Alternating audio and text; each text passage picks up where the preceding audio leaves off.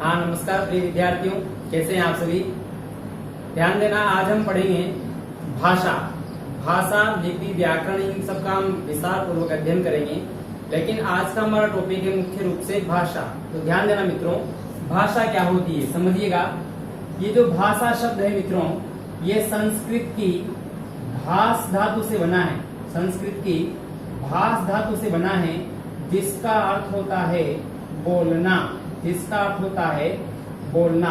तो ध्यान देना मित्रों, भाषा क्या है? भाषा बोलना है। अब क्या बोलना? हमारे विचारों को अभिव्यक्त करना, ठीक है, और दूसरों के विचारों को भली भांति समझना। तो मित्रों, हिंदी में कामता प्रसाद गुरु कहते हैं कि भाषा वह माध्यम है जिसके द्वारा मनुष्य अपने विचारों को भली भांति प्रकट कर सकता है एवं दूसरों के विचारों को समझ सकता है, ठीक है। तो भाषा क्या है मित्रों? आप सीधी सी बात ध्यान रखना, विचार विनिमय का माध्यम। विचार विनिमय का माध्यम है। अच्छा, यह विनिमय शब्द का अर्थ क्या है? आदान प्रदान करना, लेन देन करना। विचारों का आदान प्रदान करना ही क्या है? भाषा है। मित्रों, भाषा वह सामाजिक साधन है जिसके द्वारा हम एक दूसरे से अपने विचारों को अभिव्यक्त परस्पर आदान प्रदान करते हैं, अभिव्यक्त करते हैं एवं परस्पर जुड़ने का कार्य करते हैं। हमारे समस्त कार्य और व्यवहार भाषा में ही संपन्न होते हैं। मनुष्य चिंतनशील प्राणी है और उसकी आदत है कि वो चुप नहीं रहता है, वह मन में भी मनन करता रहता है, कुछ न कुछ सोचता रहता है। और जब वो अपनी सोच को अभिव्यक्त करना चाहता है मित्रों, तो भाषा क्या है? उसका माध्यम बनती है। भाषा में साहित्य लिखा जाता है।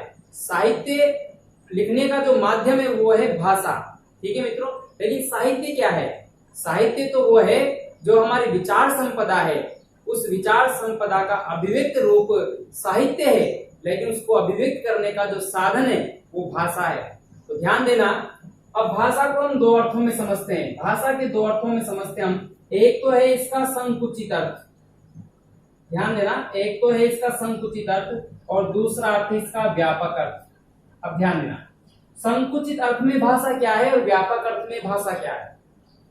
संकुचित अर्थ में भाषा वही है जो वाणी द्वारा व्यक्त हो। ऐसी वाणी जिसको हम वर्णों में व्यक्त करें, वर्णों में व्यक्त करें या बोलकर व्यक्त करें, बोलकर व्यक्त करें। वर्णों में इसका लिखित रूप होता है, बोलकर इसका मौखिक रूप होता है, ठीक है। तो वाणी को जब हम वर्णों में लिखकर व्यक्त करें या बोलकर व्यक्त करें तो वो भाषा है। ये भाषा का संकुचित अर्थ है मित्रों। लेकिन व्यापक रूप में क्या है भाषा? व्यापक रूप में भाषा क्या है मित्रों? भाषा वो सब है जिससे एक व्यक्ति दूसरे व्यक्ति को जो समझाना चाहता है और वो व्यक्ति समझ जाए, उसके लिए जो भी साधन काम में आते हैं, चाहे वो लिखकर व्यक्त करे, ये भी भाषा है, बोलकर व्यक्त करे तो भी भाषा है, पशु पक्षियों की बोलियां भी भाषा है, पशु पक्षियों की बोलियां भी भाषा है। और व्यापक अर्थ बता रहा हूं, यदि किसी वाहन का हॉर्न है तो वो हॉर्न भी भाषा है। इसका मतलब हॉर्न देकर वो क्या संकेत करना चाहता है कि आप हटिए, मुझे निकलने की जगह दीजिए, ये तो है हॉर्न का संकेत। तो हॉर्न है या विभिन्न प्रकार की आवाजें या ध्वनियां हैं, या स्कूल में जो हम घंटी बजाते हैं वो घंटी है, तो ये सब भाषा के संकेत है या कोई सांकेतिक भाषा है। तो मित्रों, भाषा का यदि व्यापक अर्थ जानना है तो आप समझिए कि हॉर्न बजाना, स्कूल की घंटे लगना, ऑफिस की घंटी बजना, लिखकर व्यक्त करना, बोलकर व्यक्त करना, पशु पक्षियों की आवाज आदि सब भाषा का व्यापक रूप है। लेकिन संकुचित रूप क्या है भाषा का? एक भाषा जो वाणी वर्णों में या बोलकर व्यक्त हो सके, वही भाषा है बस। महर्षि पतंजलि ने भी कहा है, पतंजलि ने जो परिभाषा दी है वो क्या दी है मित्रों? महर्षि पतंजलि ने परिभाषा ये दी है कि महर्षि पतंजलि क्या कहते हैं मित्रों? महर्षि पतंजलि कहते हैं वेक्ता वाची वर्णा, वेक्ता वाची वर्णा ऐसा इमे व्यक्तवाचः ध्यान देना, महर्षि पतंजलि कहते हैं कि व्यक्त वाची वर्णा, अर्थात जो वर्णों में व्यक्त हो सके, ऐसी भाषा हुआ है जो वर्णों में अभिव्यक्त हो सके उसे ही भाषा कहा जाता है।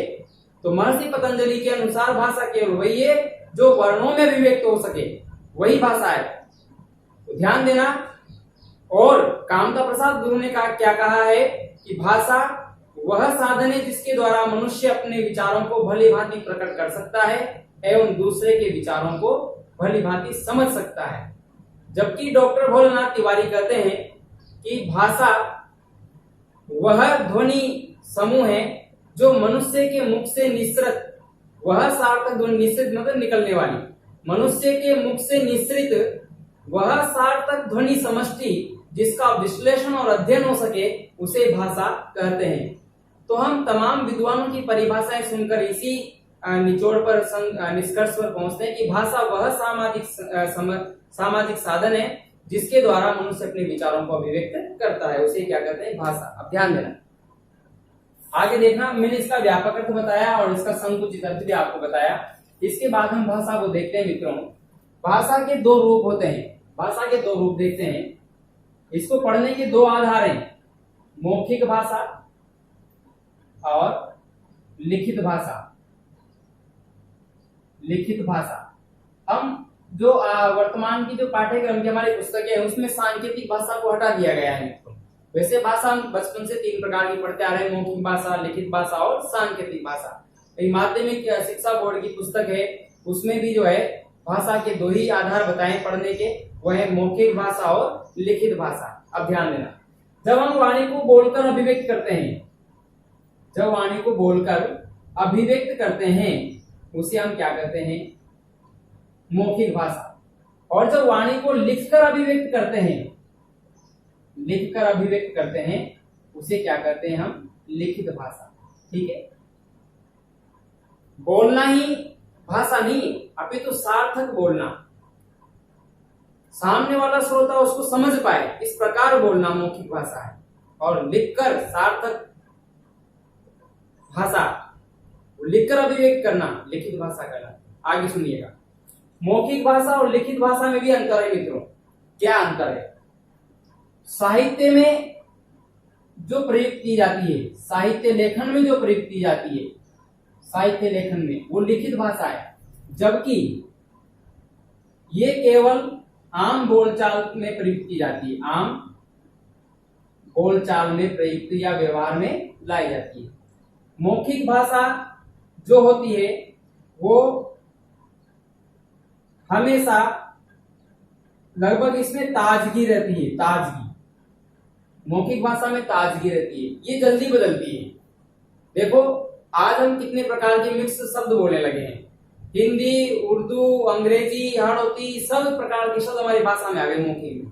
ठीक है, क्यों आए? जैसे जैसे समय बदलता गया, हमारा अध्ययन क्षेत्र बढ़ता गया, हमारे पास आज मीडिया है, मोबाइल है, इतने सारे शब्द हम रोज पढ़ रहे हैं, देख रहे हैं, सुन रहे हैं टीवी में, तो नए नए शब्द हमारी वोकैबुलरी में शामिल होते जा रहे हैं, हमारे शब्दकोश में शामिल होते जा रहे हैं। अब हम ये नहीं देख रहे कि वो शब्द कौन सी भाषा का है, वो उर्दू का है या अरबी का है, बस मौखिक भाषा में हम जो मन में आए वो हम बोल रहे हैं। ठीक है, तो मौखिक भाषा लगभग जो है बदलती रहती है और तीव्र गति से बदलती है। मौखिक भाषा समय के अनुसार जल्दी बदलती है, इसलिए मौखिक भाषा में क्या रहती है, ताजगी। लेकिन लिखित भाषा में जो है वो प्राचीन, हमेशा प्राचीनता मिलेगी आपको। वही पुरानी भाषा जो लेखन में चली आ रही थी वो आज भी, जैसे कि 1000 के बाद जो हिंदी चली आ रही है वो आज भी हिंदी के शब्द वही है, वही उसी प्रकार चले आ रहे हैं। ठीक है, दूसरी बात ये ध्यान रखना है आपको कि जो मौखिक भाषा होती है ना वो स्वाभाविक होती है मित्रों, स्वाभाविक।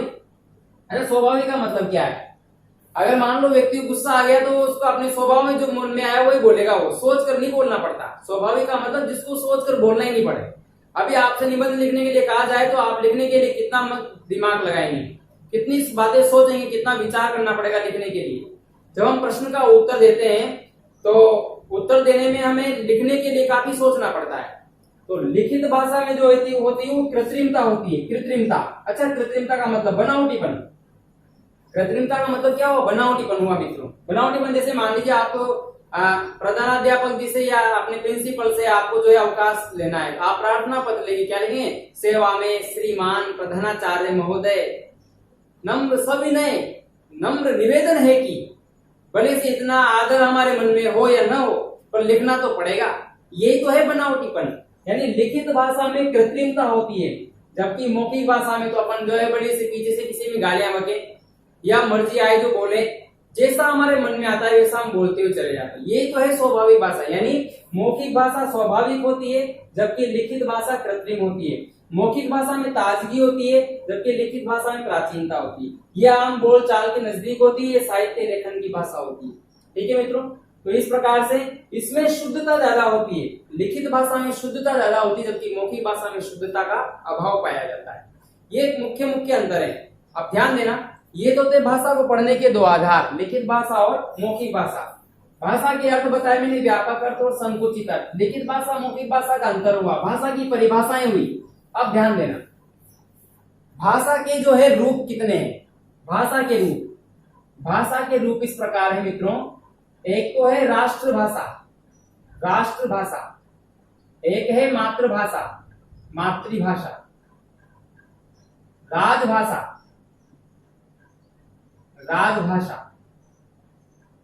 सांस्कृतिक भाषा। ये भाषा के रूप बता रहा हूं मित्रों मैं आपको।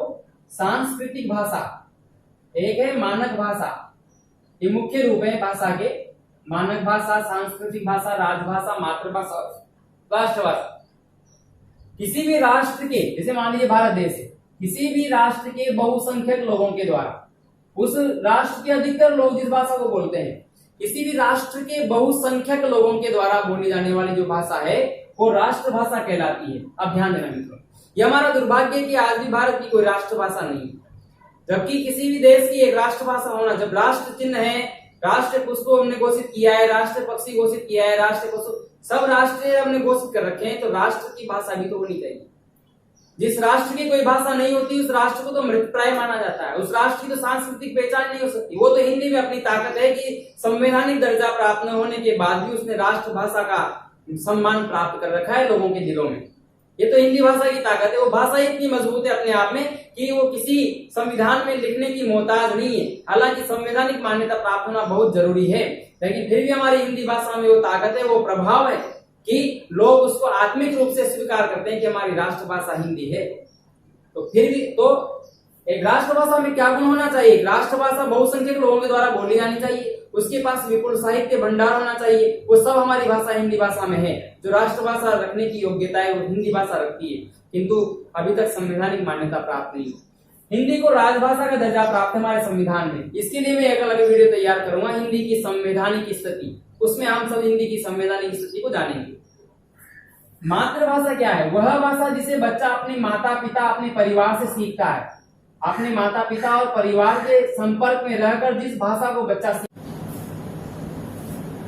उसे मातृभाषा कहते हैं। राजभाषा के बारे में सुनिए मित्रों।